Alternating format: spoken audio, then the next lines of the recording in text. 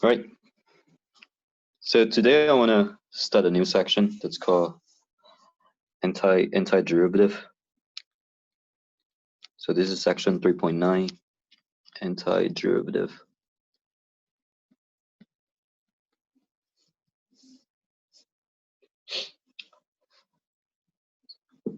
So what we did before was taking the derivative. So for example, the derivative of x to the fifth is 5 times x cubed.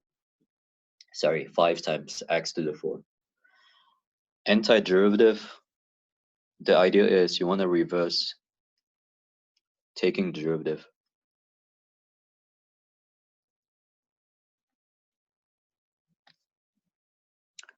Okay, so maybe let's look at one example.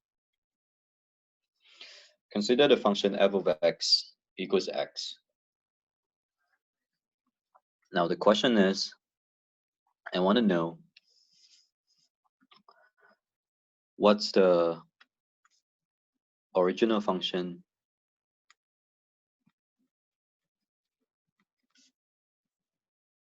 such that when you take the derivative of that original function, it gives you f of x.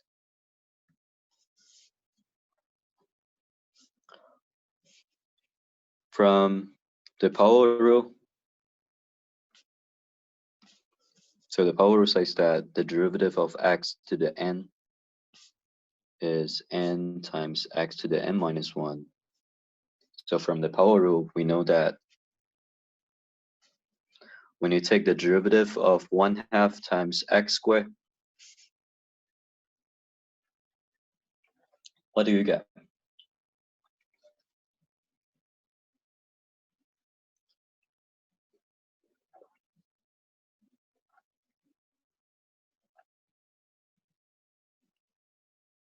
X. Okay. So the point is, it's a constant multiple. It's 1/2 times that function, right? And so I only need to take the derivative of x squared, which is 2x. And so that gives you, x, which is the origin, which is the function in question. So we say that, so you know that capital F equals 1/2 x squared works as an original function. Does it make sense? But in fact,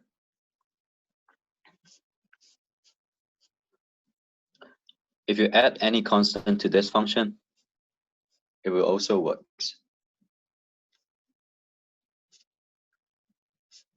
For any constant. Right, because the derivative of a constant is 0. So adding any constant doesn't change the derivative at all. Does it make sense?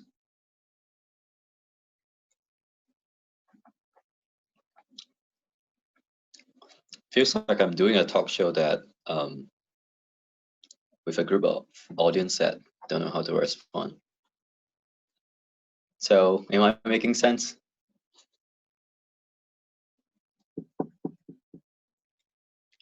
Yay, cool. All right. Okay, so here's a definition of, just to put it formally, so what's the definition of the antiderivative? So we say that we say capital F of x is an antiderivative of f of x if when you take the derivative of that capital F, you get the lower f. So this is the definition.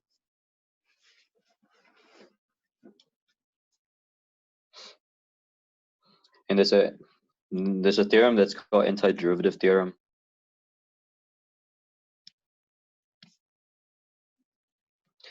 Which says that suppose f of x is an antiderivative of f of x, then the general antiderivative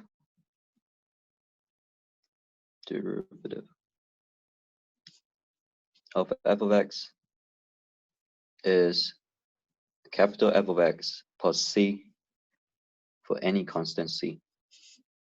For any constant. So it's saying that any antiderivative has to be in this form. So once you find one antiderivative, any antiderivative would just be that antiderivative plus a constant.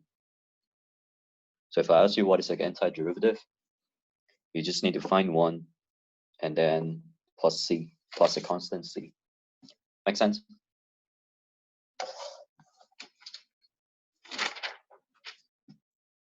Okay. Any questions so far?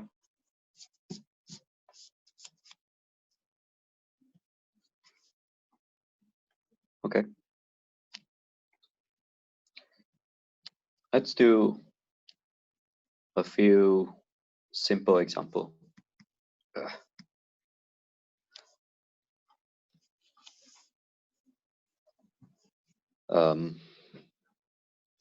Okay.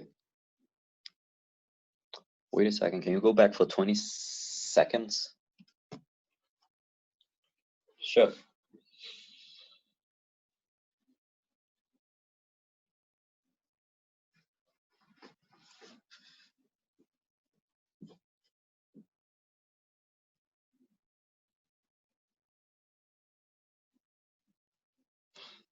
Okay.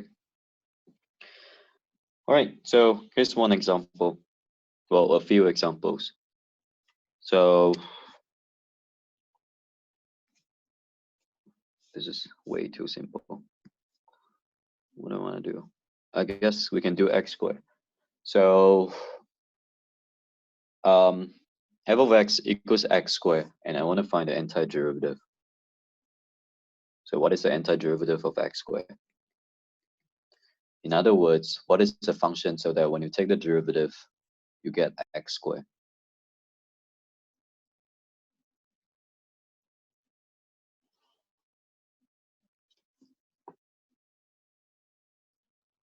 So if the derivative of x squared, the original function should have something like x cubed, right?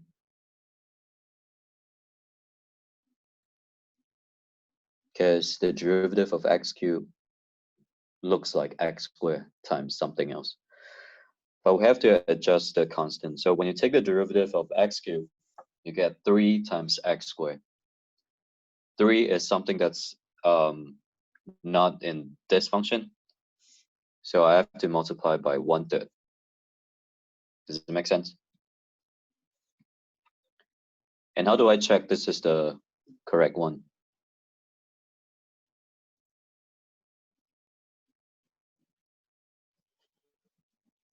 Yeah, you take the derivative. So to verify that's the correct one, you take the derivative. So you take the derivative of x cubed, you get 3 times x squared, and then the 3 cancel with the 1/3.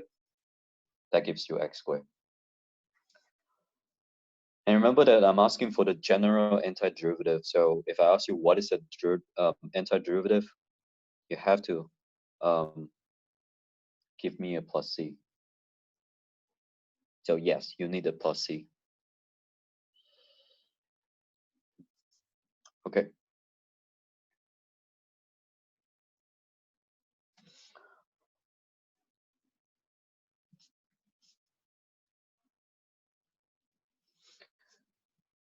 Consider the function cosine of x. What is the antiderivative of cosine of x? So what's the function so that when you take the derivative, you get cosine of x?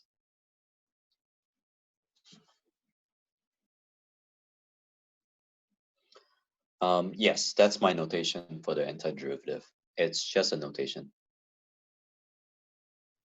Okay, sine of x. And that's because when you take the derivative of sine of x, you get cosine of x. Again, don't forget plus c.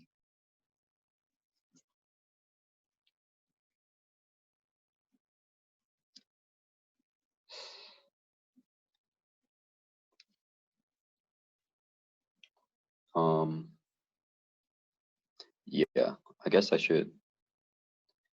Yeah, any questions so far?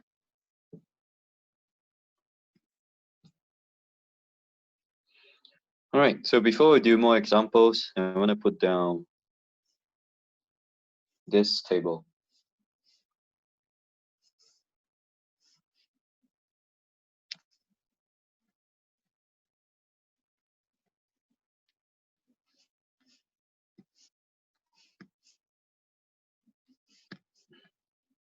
So it's a list of table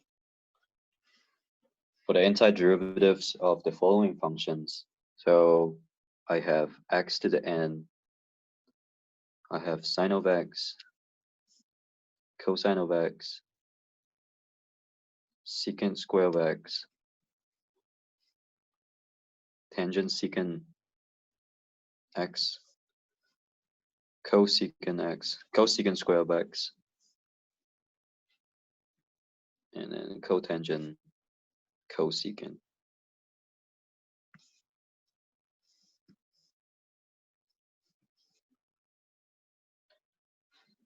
All right, so what do you think it's an antiderivative of x to the n?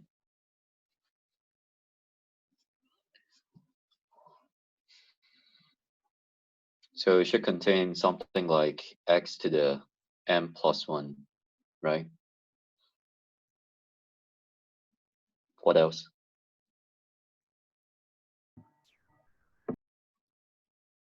So it's not exactly x to the n plus 1, so it's, what is it? No. I'm taking the antiderivative, I'm not taking the derivative. So the antiderivative should contain something like x to the n plus 1, but I need to multiply by,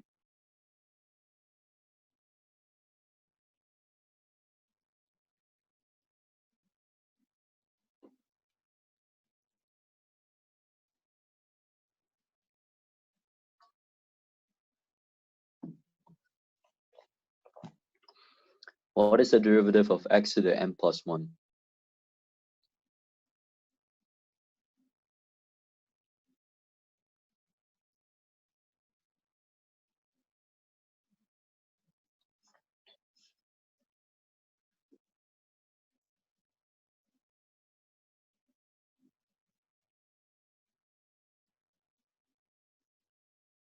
I'm asking what is the derivative of n times, sorry, what is the derivative of x to the n plus 1? What is the derivative of this guy?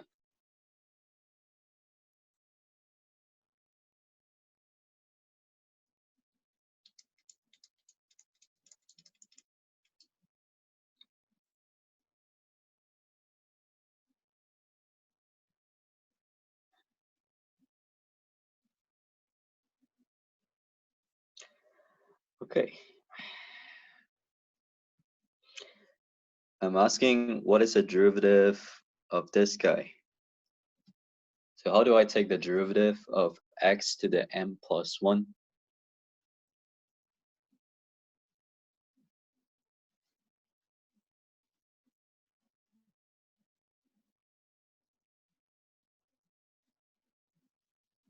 No.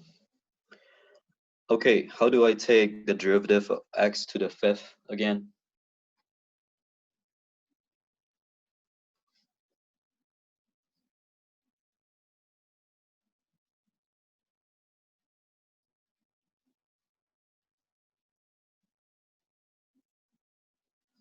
Okay, so you pull out the 5 to the front and then exponent minus 1. 5 minus 1. I'm asking how do I take the derivative of x to the n plus 1? You do the same thing.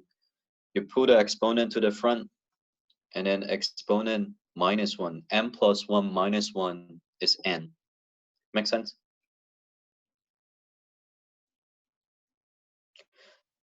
But then this is not the same as x times x to the n, right?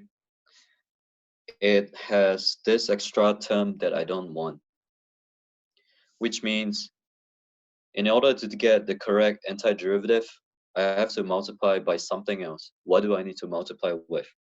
What do I need to multiply with to get rid of that n plus 1?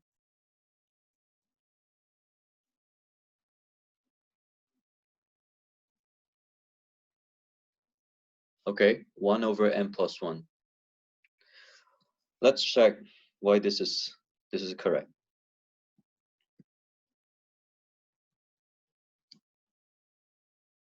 So I want to verify that this is really x to the n. All right, the derivative of 1 over n plus 1 times x to the n plus 1, what is it? 1 over n plus 1 is a constant, so you can put that out to the front. And then I need to multiply by the derivative of x to the n plus 1. By power rule, I know that this is n plus 1 times x to the n plus 1 minus 1, which is n.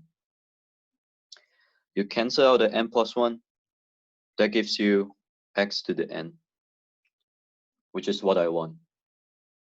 Make sense? Questions?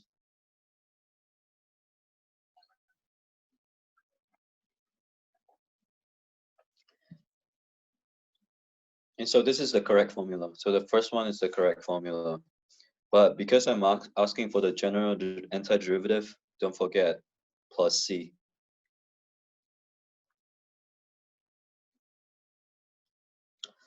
And this formula only works when n is not -1.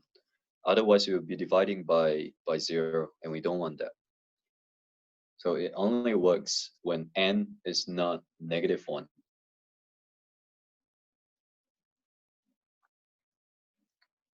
And do we have to know what is the antiderivative of 1 over x? No, not in this course. You will learn that in Calc 2 if you are taking Calc 2 next semester. Any other questions?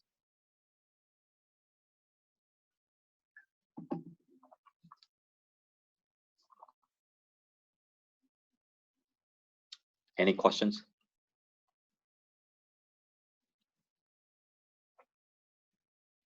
Okay, moving on to the second example, what is the antiderivative of sine of x? In other words, what is the function so that when you take the derivative, you get sine of x?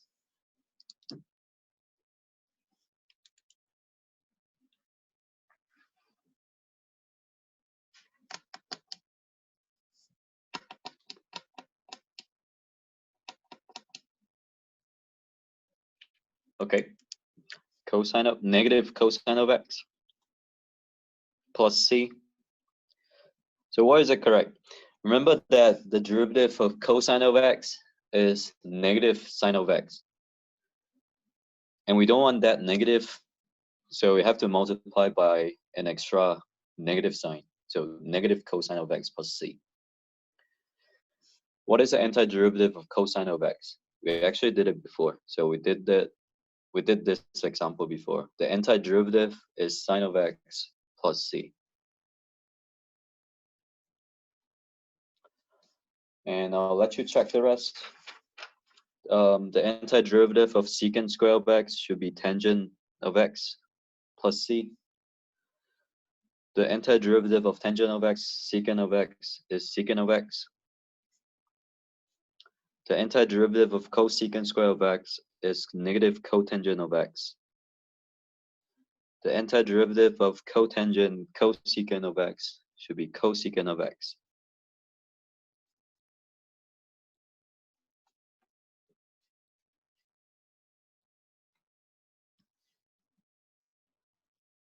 Questions?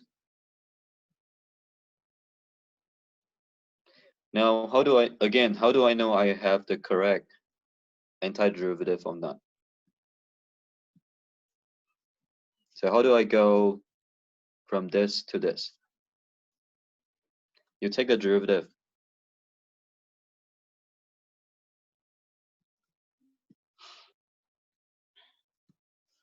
And going the other way, this is the antiderivative.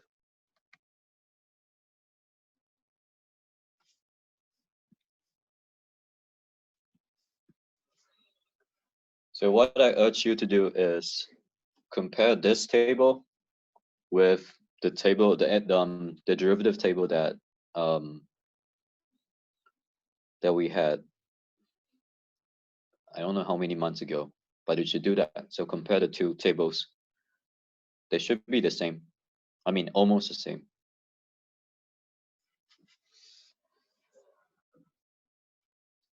Okay. Now, using this table, let's do a few examples.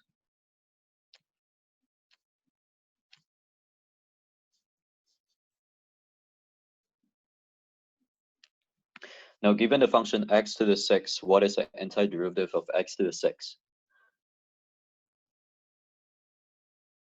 In other words, what is a function so that when you take the derivative, you get x to the 6?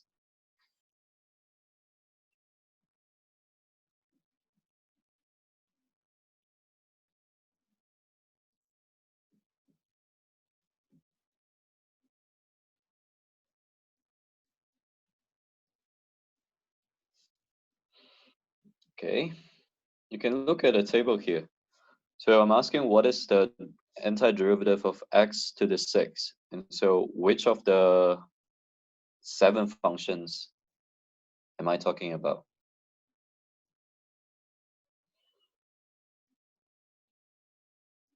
The first one. Okay, so the first one.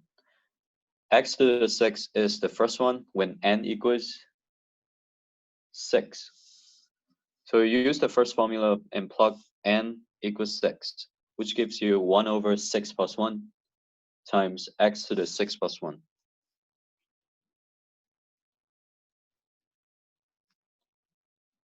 plus c. And if you want to simplify, you get 1 over 7 times x to the 7 plus c. Any other questions?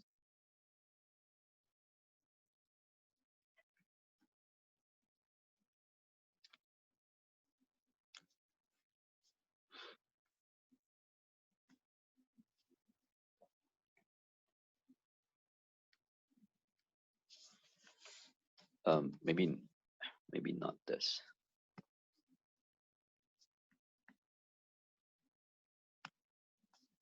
Okay, so let's say you have f of x equals the fifth root of x squared.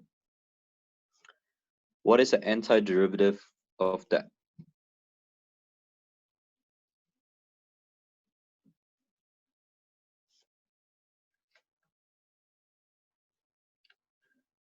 Again, you're going to use the first formula, but you need to figure out what is your n. What is your n here? What is the exponent here?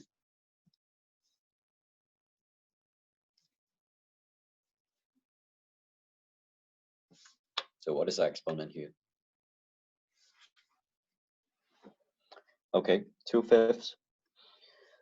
So the fifth root of x squared, you can rewrite that as x to the 2/5. This will be your n. So plug that into the formula here, into the first formula. You get 1 over 2/5 plus 1 times x to the 2/5 plus 1 and plus c. Is it okay?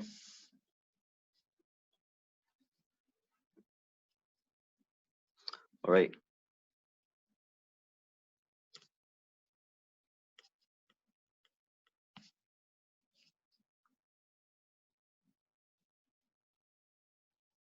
I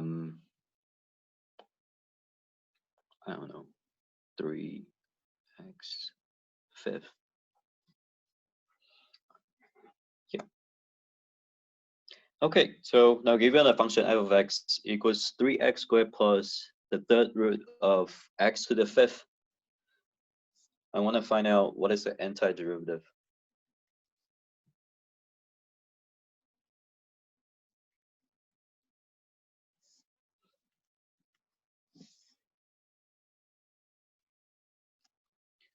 So let's rewrite the second function in terms of x to the something. So the first function is the same. The second function, it's the same as x to the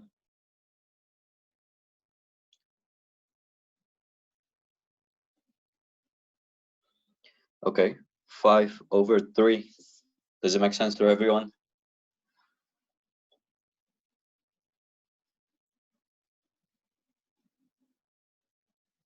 So now I only need to find out what is the antiderivative of 3x squared and the antiderivative of x to the 5/3 individually.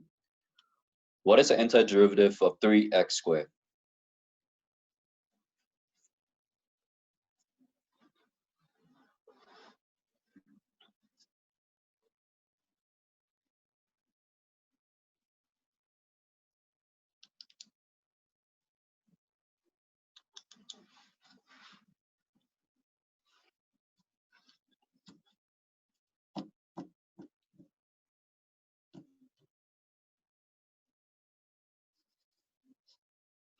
Okay, x cubed. So I hope this is obvious. That's because when you take the derivative of x cubed, you get exactly 3x squared.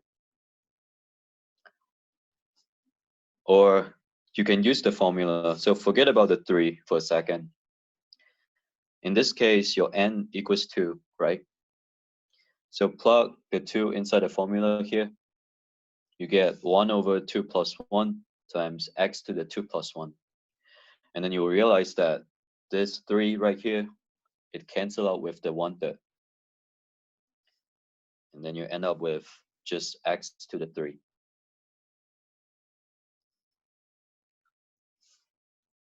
The second one, that's when you need the formula. So you need to do 1/5/3 plus 1 times x to the 5/3 plus 1.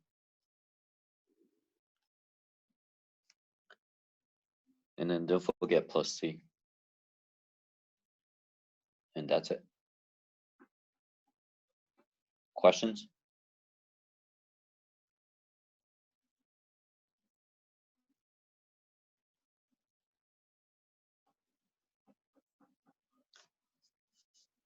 All right.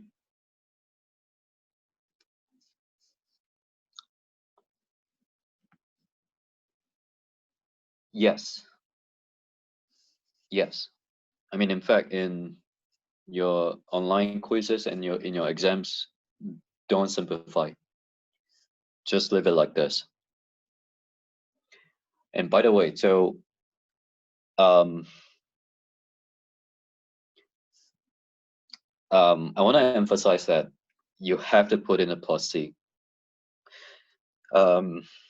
On Weber, if you forget to do that, it would actually tell you that it's wrong, and then in many cases it will be just because you forget a plus c. So if you get it wrong, that means either your computation is wrong or you forget a plus c. So don't forget plus c. The next thing I want to do is, well, before I move on, any questions?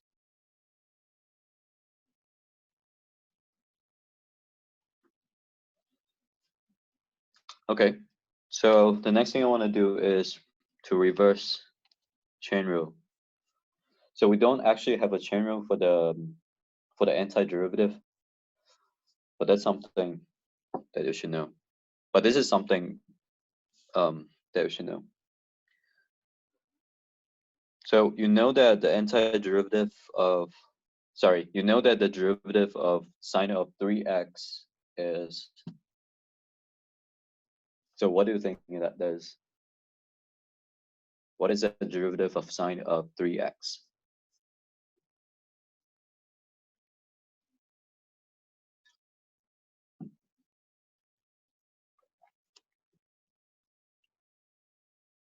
Okay, so this is when you need to use the chain rule. So the outside function is sine of x.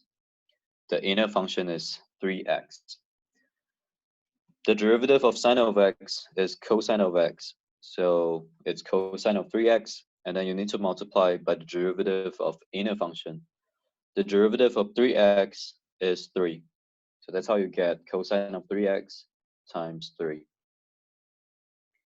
And Ryan, I'm asking what is a derivative? I'm not asking for the antiderivative. So the derivative is when you need to do the chain rule. Is it okay? I'm doing really slow today on purpose because this is like the reverse way of thinking.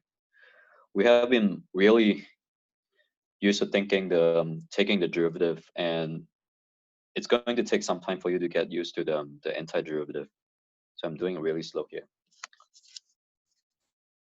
So the derivative of sine of 3x is cosine of 3x times 3, which means the antiderivative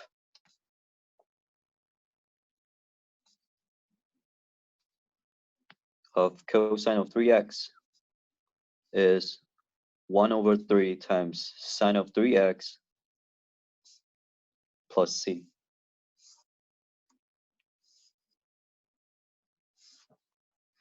Is it okay? All right.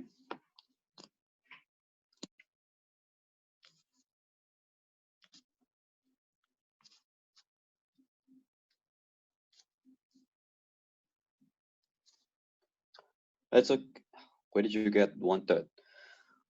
Okay, so you see that you see from this that sine of 3x, the derivative of sine of 3x is cosine of 3x multiplied by 3, right? But then that's the same as saying the antiderivative of cosine of 3x is sine of 3x divided by 3. So that's how I get the 1/3.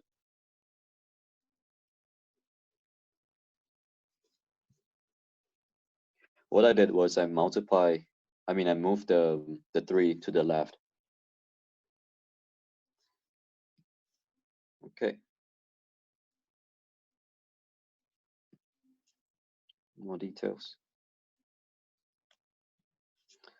So sine of 3x prime is 3 times cosine of 3x, right? Do you agree this? Do you agree with this? Okay. And so that gives you cosine of 3x equals 1 over 3 times sine of 3x prime.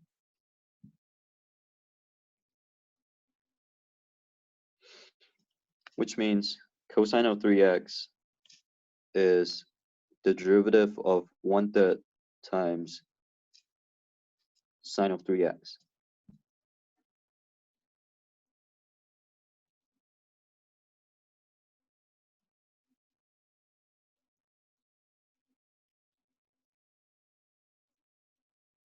Make sense?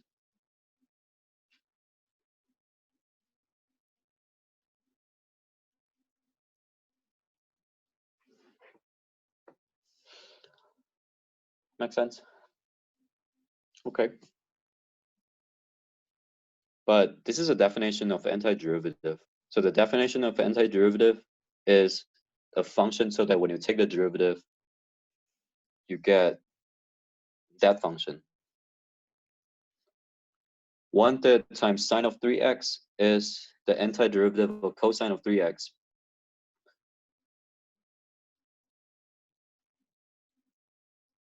Yeah, 1/3 times sine of 3x is the antiderivative of cosine of 3x. That's because when you take the derivative of your antiderivative, you get back to the function's cosine of 3x. So that's what I'm saying here. The antiderivative of cosine of 3x is this function right here plus the constant c. Is it okay? I don't remember who asked the question. Daniel and Matt. Does it make sense to you guys? Okay. All right.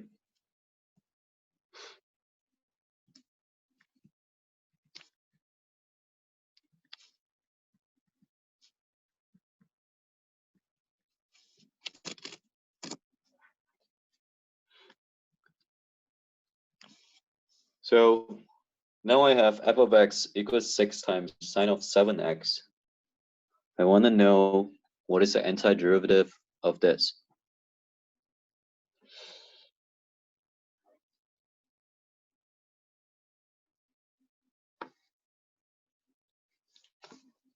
All right, so the 6 right here is just to confuse you. So if you don't want that, you can just ignore that for a second. Focus on this part. It has sine of 7x, right? What is the antiderivative of the sine function? It would be, so it would contain something like negative cosine of something, correct?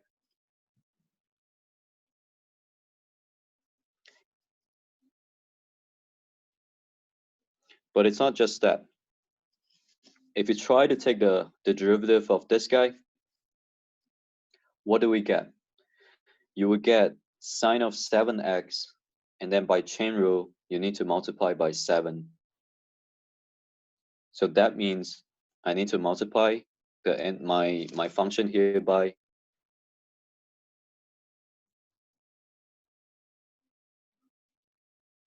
let me say this again.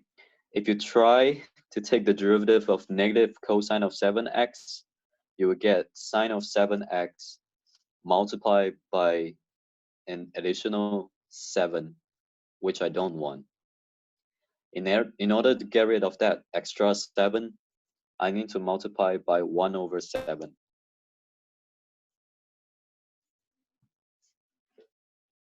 Any questions?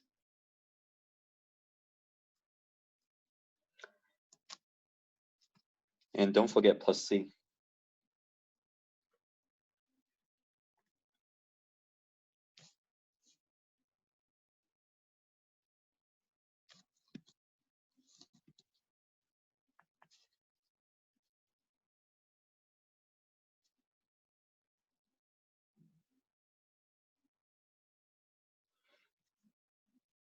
Okay, let's look at one more example.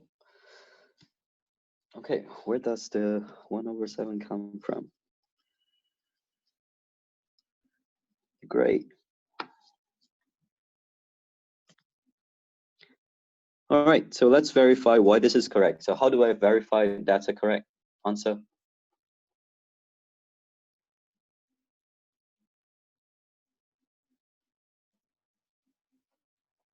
How do I check that this is actually the antiderivative? You take the derivative. So let me rewrite that. Let me simplify that for a bit. So I have 6 times 1 over 7. Let's write that as 6 over 7 times negative cosine of 7x plus c. Let's take the derivative. So how do I take the derivative of this guy? The plus c, the constant c will become 0, right? So the second term doesn't matter. For the first term, 6 over 7 is a constant, so you can pull that out of your derivative. Now I need to compute what is the derivative of negative cosine of 7x. Can someone tell me what is the derivative of cosine?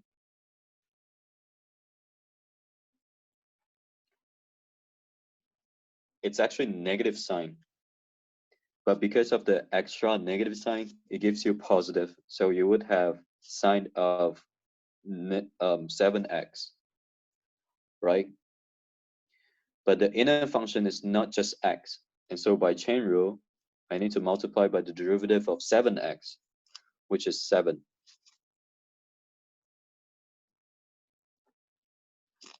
Questions? Questions so far?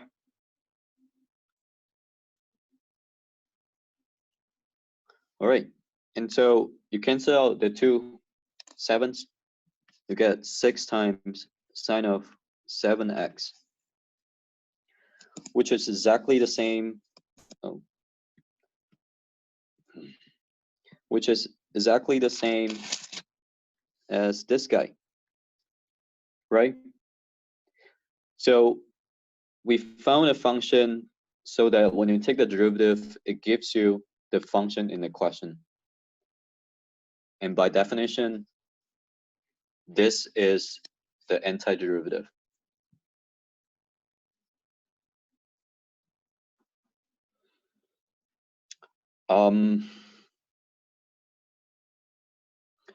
If it's inside the function like this, sine, cosine, secant, cosecant, like that, then yes.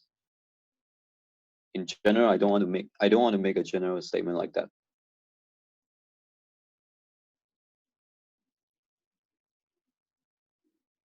Any other questions?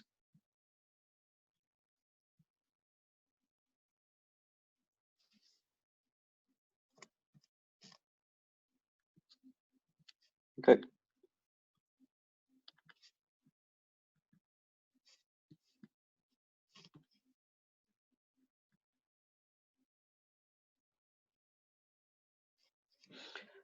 So let's say I have f of x equals x plus 4 divided by root x.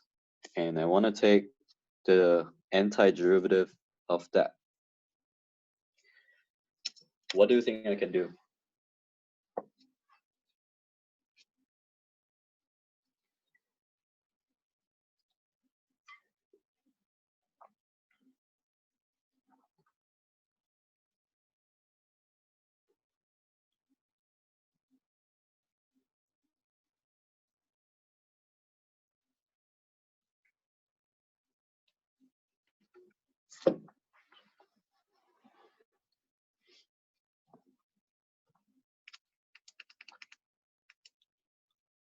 Any ideas?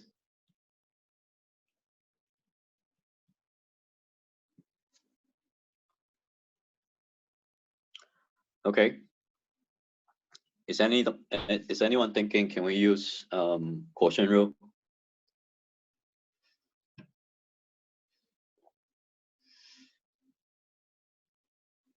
Okay. What is quotient rule for again?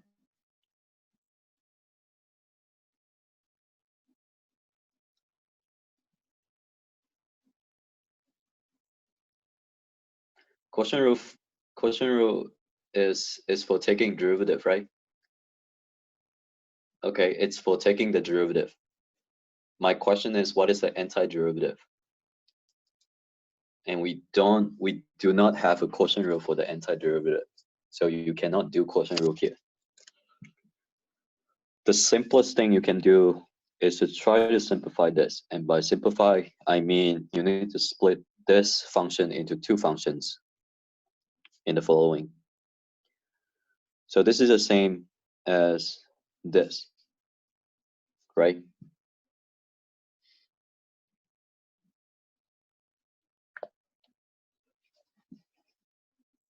Is it okay?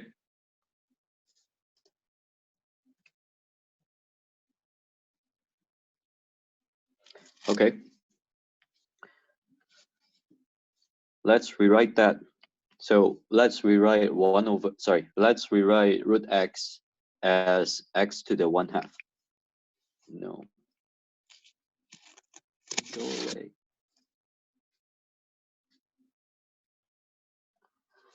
So both are, I mean, the first term will be x divided by x to the 1/2. The second term would be 4 divided by x to the 1/2. Now, what is x divided by x to the 1/2? So that's x to the,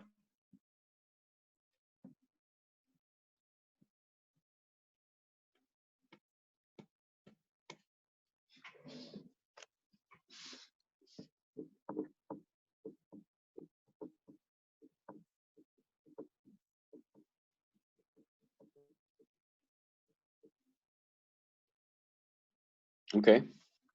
So if you're dividing two functions with the same base, so they both have the same base, which is x. Then what you do is you subtract the exponents. So you do 1, the top exponent, minus the bottom exponent. The second function, 4 divided by x to the 1/2. And we all know that we can flip that. But I need to add a negative sign. Is it okay?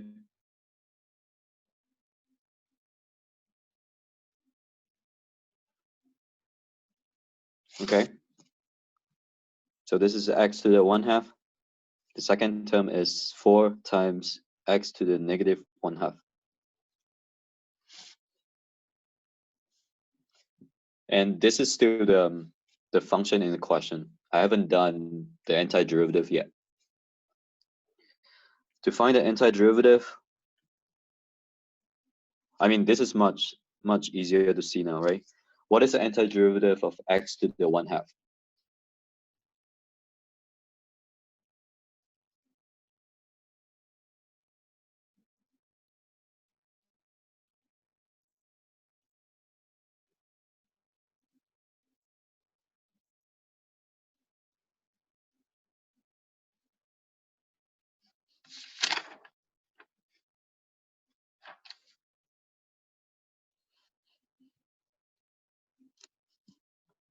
Okay, so go back to the table here and use the first formula.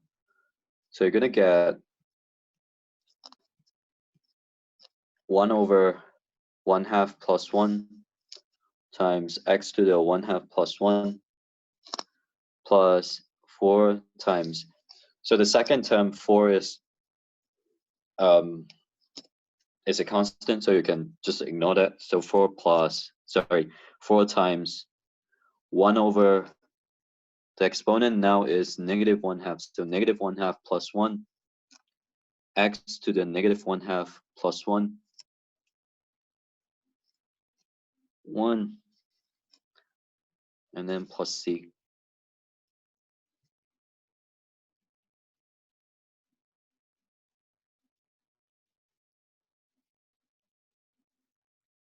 Questions?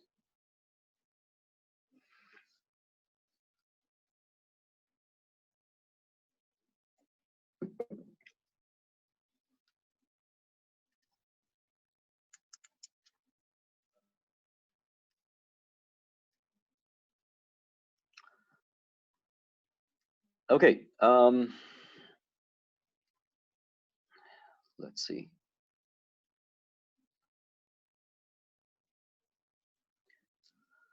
So I haven't finished this section yet, but you should try the first 5 questions in your homework. So those are like the basic ones. Yeah, go ahead and try them, and we will finish up this section next time. Any final questions before I go? Any last questions before I go?